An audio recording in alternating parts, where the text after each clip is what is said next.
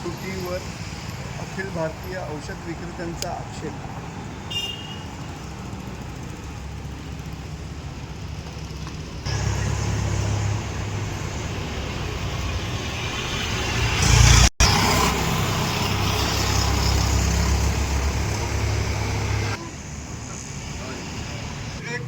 जिंदाबाद जिंदाबाद जिंदाबाद जिंदाबाद.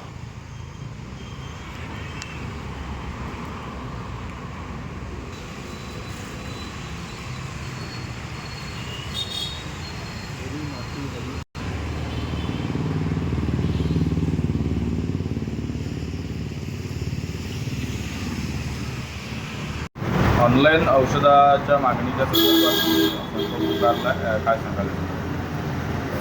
ऑनलाईन औषधामुळे आमची 12.5 लाख देशातील केमिस्ट बंद होण्याच्या मार्गावर आहेत. कारण डिस्काउंट दिला जातो तो अनैसर्गिकरित्या दिला जातो. आम्हाला जर का 10 आणि 20% मार्जिन आहे तर हे 30 ते 40% मार्जिन देतात कुठून?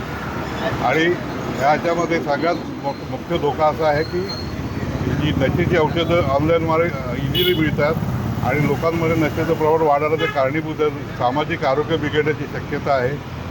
आणि DPCO ॲक्टप्रमाणे आमचा व्यवसाय चालतो. ऑनलाईनला कुठलाही DPCO ॲक्ट लागत नाही. त्याला कायद्यात आणि सरकार त्यांना कायदेशीर परवानगी देण्याच्या मार्गावर आहे. ह्याला आमचा ठाम विरोध आहे. कारण 12.5 लाख लोकांच्या पोटावर पाय येणारे ग्रामीण भागातील जे केमिस्ट आहेत त्यातून त्यांचे कुटुंब, त्यांच्यावर अवलंबून सेल्समन, कामगार वर्ग, त्यांचं कुटुंब हे पण धोकादायक ह्याच्यात आलेलं आहे. तरी सरकार आमच्या मागण्या वेळ पण देत नाही. आम्ही ज्या त्यांचा पाठपुरावा करतो, पंतप्रधान मोदी असो, केंद्र शासन मिनिस्टर असो, कोणी आम्हाला अजूनपर्यंत वेळ दिली नाही या विषयात आमचं म्हणणं ऐकायला.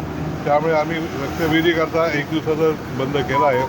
ह्यापुढे सरकारने आमच्या मागण्या आणि आमच्या लक्ष दिलं नाही तर आम्ही बेमुदत बंद करण्याच्या तयारीत आहोत.